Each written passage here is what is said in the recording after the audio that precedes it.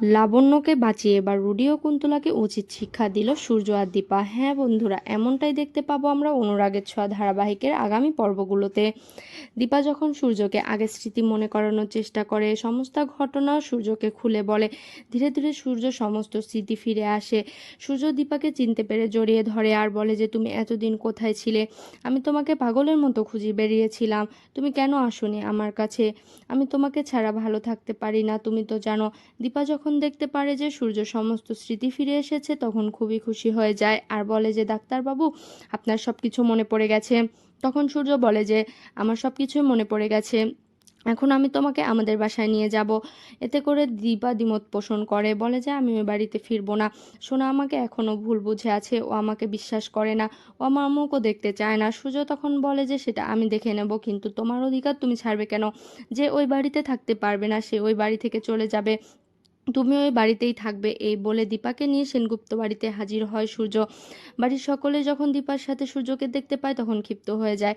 সূর্য দীপাকে বাড়ি নিয়ে এসে এটা জানতে পেরে দীপাকে সকলে বিভিন্ন কথা বলতে থাকে। তখনই সূর্য ক্ষিপ্ত হয়ে যায় আর বলে যে খবরদার, আমার ওয়াইফকে তোমরা কেউ কোনো কথা বলবে না, ও এই বাড়িতেই থাকবে ওর নিজের অধিকারে। দীপা যখন সূর্যের হাত ধরে থাকে তখন ক্ষিপ্ত হয়ে যায়। সোনা কাছে এসে বলে, তোমার সাহস কি করে হয় তুমি আমার বাবার হাত ধরে আছো?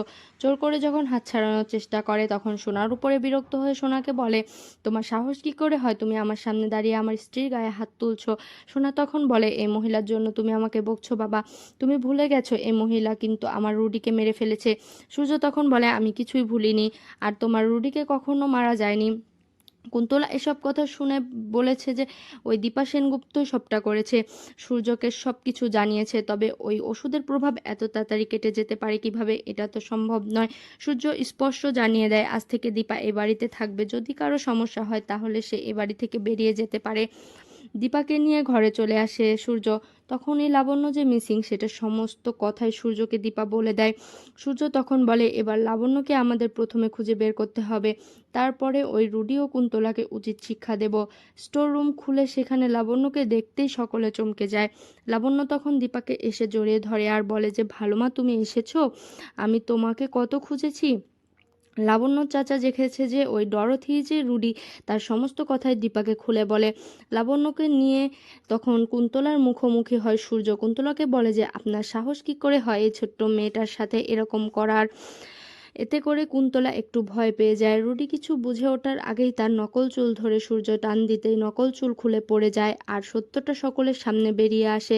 নিজের চোখের সামনে জীবিত রুডিকে দেখতে পেয়ে ডরথি রূপে ছদ্মবেশী যে রুডি, সেটা দেখতে পেরে নিজের ভুল বুঝতে পারে সোনা। সত্যি তার মা এতদিন তাকে সত্য কথা বলেছে, ওই পার্টির দিনও বলেছিল যে ওই ডরথি হচ্ছে রুডি, কিন্তু সে বিশ্বাস করেনি। সে আরও পুলিশ ডেকে তার মাকে ধরিয়ে দিয়েছিল। নিজের ভুল বুঝতে পেরে দীপার কাছে ক্ষমা চায় সোনা। তখনও এই বাড়িতে পুলিশ ডেকে সূর্য রুডি ও কুন্তলাকে পুলিশের হাতে তুলে দেয়। তো বন্ধুরা, তোমরা এটাই তো চাও যেন এভাবে লাবণ্যকে বাঁচিয়ে রুডি ও কুন্তলার এবার উচিত শিক্ষা দেয় সূর্য ও দীপা? কমেন্টে জানিও। আর নিয়মিত আপডেট পেতে আমাদের চ্যানেলটি এক্ষুনি সাবস্ক্রাইব